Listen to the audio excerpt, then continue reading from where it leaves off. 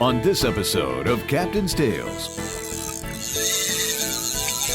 we're battling the powerful and acrobatic Silver King, the Florida Tarpon.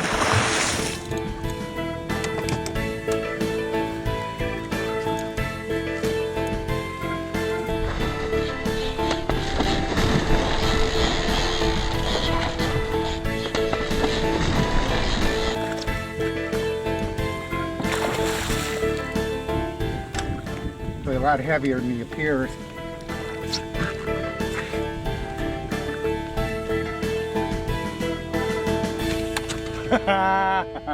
Awesome. Throughout maritime history, there have been experts on the water who knew how to navigate and locate their bounty. These individuals held the secrets to where, when, and how. This still holds true today. Get ready for an angling experience filled with sea secrets, fantastic fishing, and great destinations. For on this show, it's only the captain and the camera. On this charter, we're leaving from Calusa Island Marina with Captain Matt Hoover. The Hoover name is synonymous with tarpon fishing, and the Hoover family has been in pursuit of the Silver King for generations.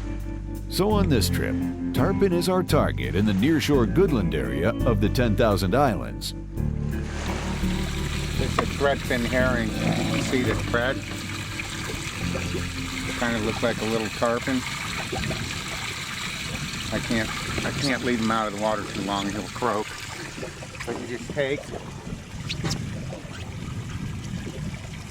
and you hook him under the beak, right in the bridge of the nose. Right like that. Let him catch his breath.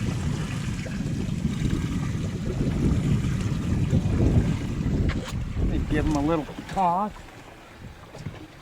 Captain Matt's bait spread can include a combination of live bait on a free line and cut bait on the bottom.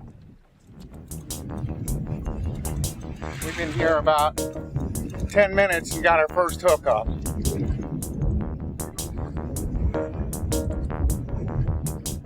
They can be so fierce on a takeoff that they can bust line, even on a mellow drag, so I set it very loose. And then with the client, once they get done jumping, I'll tighten it up just a little bit. 5 or 7 pound drag and 100-pound leader.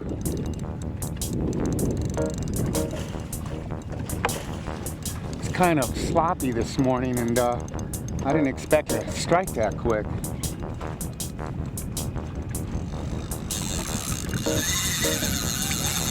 Let's go get it.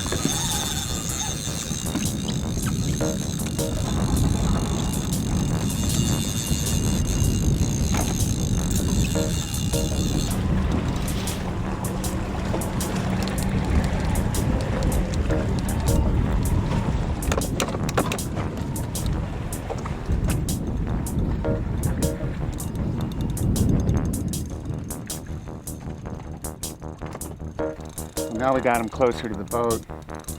Probably been into the fight for about 15 minutes.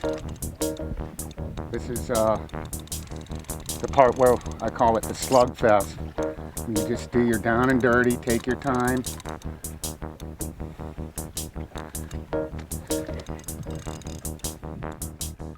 Remember, if you're resting, he's resting. So we got him up on the surface here. Water's kind of dirty, it's hard to see.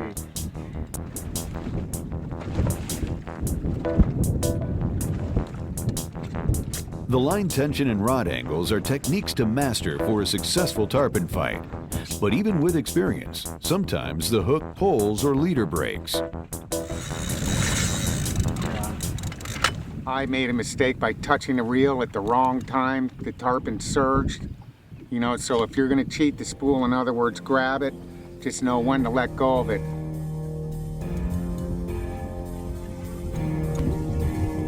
Absolutely correct.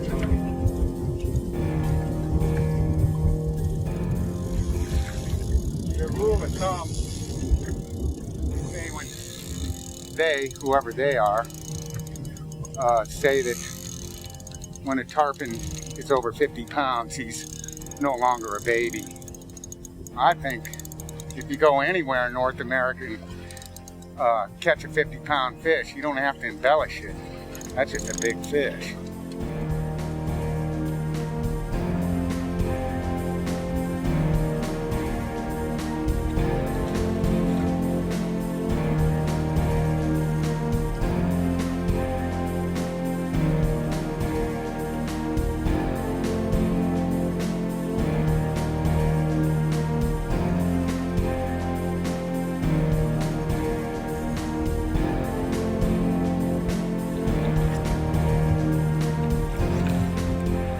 When you're in that slugfest part of the fight, he's just going to come up and get air. What we try to do is put that rod tip almost in the water, and actually we'll fold the fish down this way or flip him back that way and prevent him from getting air. It's not always possible, but it's a good thing to attempt to do while you're fighting a tarpon, because if you can prevent him from getting that air, then that's just less oxygen for him to operate on. Probably about 60, 70 pounds.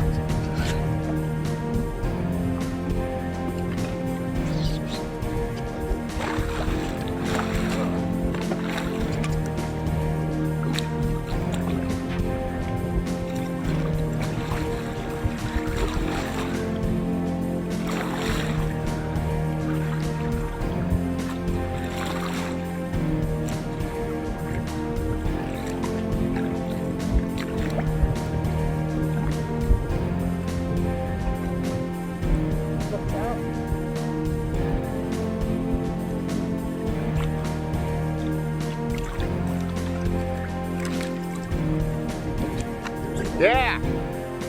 All right. Now we can play. Our weather started off today a little bit choppy, but at the change of tides it gets quite flat. And you'll see that throughout the show.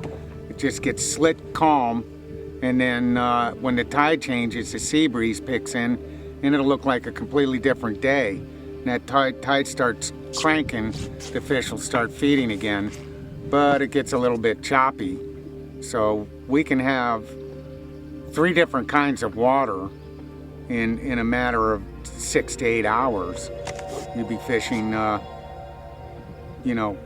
really brown water as it's, the tide's falling out, then it switches and gets nice and green, and you have probably a 2 or 3 hour period where it'll just go flat calm. I've actually had people throw flies to tarpon. When it gets calm like that, they'll lay up on the surface and you can actually throw flies to them, or even pitch baits, sight fish. It's just, you just don't know what you're going to run into. One of the rods I use, I like this rod. It's a Loomis Pro Blue. It's a fast action, 15 to 30 pound test, and I use my Shimano bait runners for 2 reasons. I like this reel. Just number 1, it's a good solid reel. Number 2, you can use this bait runner feature if you're leaving a rod unintended and he takes off. You just, right now it's in payout mode, and you've got a drag right here. You can adjust that tension. I use it a lot when we're dead sticking, in other words using cut bait for tarpon. Today we were using live bait, but so then you just turn it over and it goes into regular drag mode, and then you adjust the drag up here. Using 50-pound Power Pro. I like the Power Pro not just because it's braid, but oftentimes when you have a big elongated tarpon fight with mono, it always winds up twisted. And you got to cut the terminal tackle off and troll the line out to get it straight again. Using a 100-pound leader with a double uni on a double line here. This is just a simple old spider hitch. And then I tie a double uni. I like opposing knots. They kind of lock in on each other, and that way you keep probably 90% of the strength of the line. And that's pretty much what I use for the thread fin or the larger scaled sardines. I'm using a 5/0 owner cutting point. Tarpon have a really bony mouth, and sometimes you'll hook them in the bone and this thing will drive in. You lose less fish. It's probably the only time I use a cutting point is on tarpon. These can actually be a little bit too sharp for snook, if that makes any sense. But you can see how rough this line is from the last tarpon fight that we had. It holds up quite well. I mean, this is probably ready for a trim job. I'd put a new piece on. Usually I start off, you know, with a piece about this long.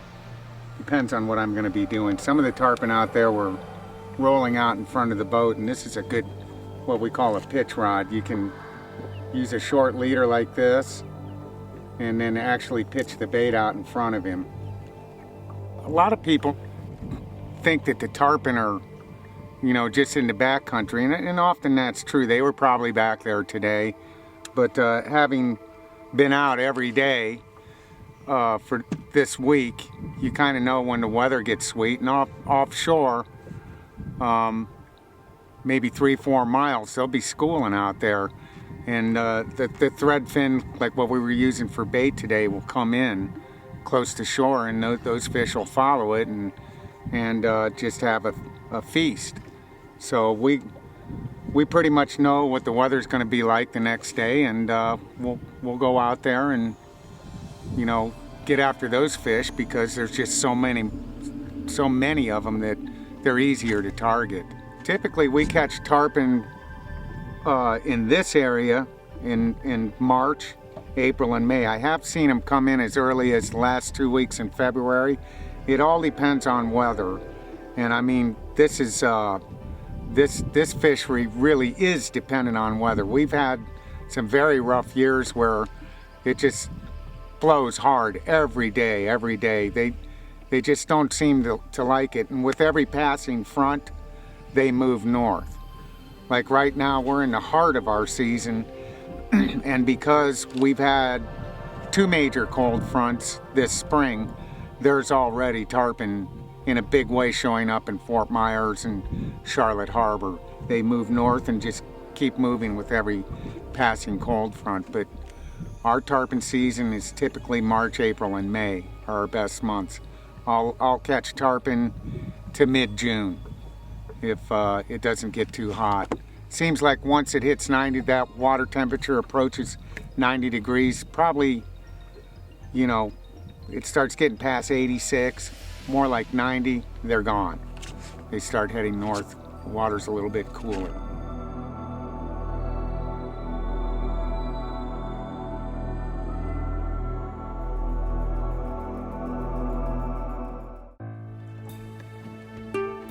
Left with sounds of a screaming drag and spectacular acrobatics burned in his memory, Captain Matt goes back at it. Spring is sprung, it's Mother's Day. Daddy and Mama come home to play. As Captain Matt drifts into the feeding area, we come upon 2 sea turtles celebrating, for today is Mother's Day.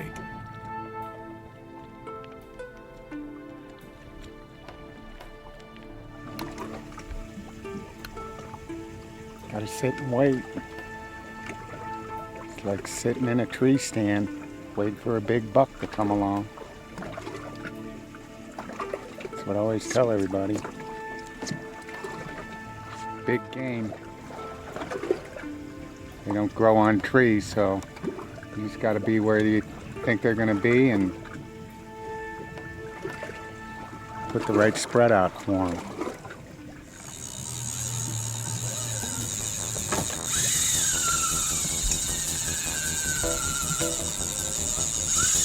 Saw him eat.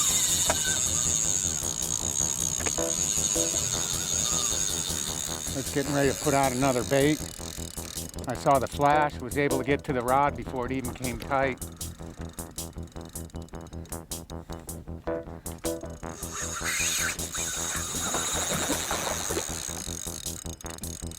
That's pretty.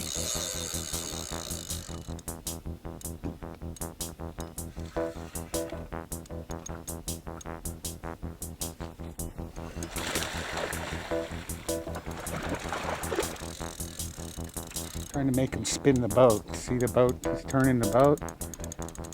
So he's working and I'm not. Gives you a chance to catch your breath. He's coming up. Gonna try and get air.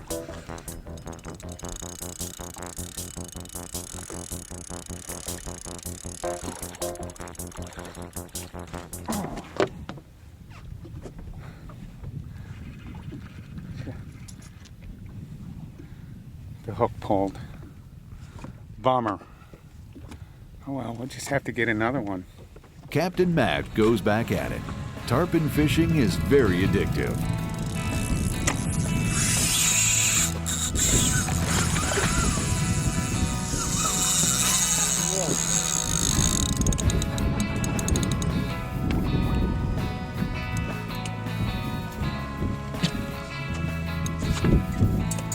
Okay. Got him behind the boat.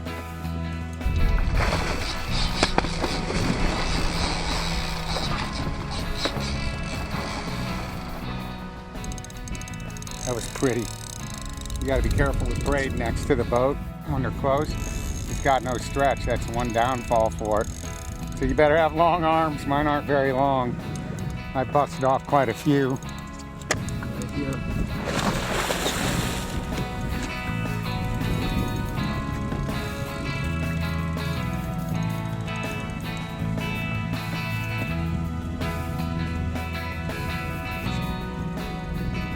One method for controlling and tiring the fish near the boat is called tripping the fish, a technique used to confuse and decrease the fight time.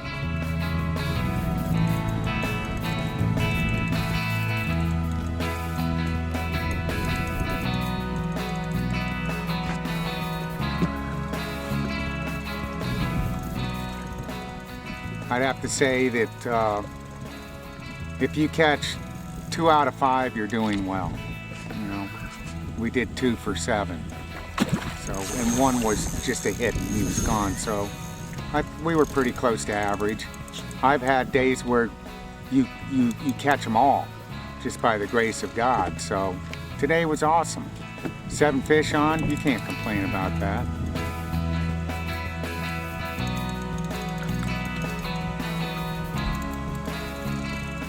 Captain Matt is very aware of the hard, bony mouth of tarpon, which can allow the hook to easily come out during the erratic jumps, misdirection, and powerful runs, which are the tarpon's trademark.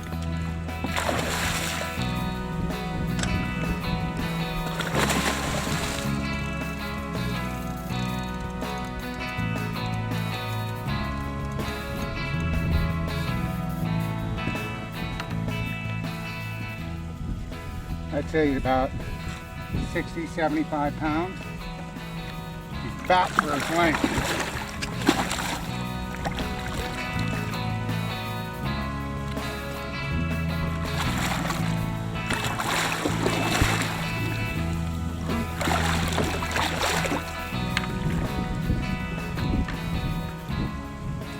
This guy is really fat. He's actually a lot heavier than he appears.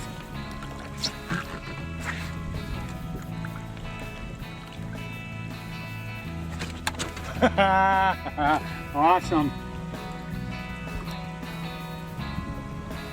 You little stubby fella. These are perfect. You won't leave your butt floating in the Gulf.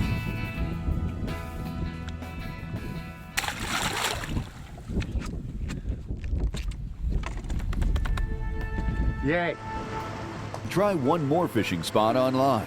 Log on to www.captainstales.com. Closed captioning brought to you by Moonlighter Push Poles and Nets.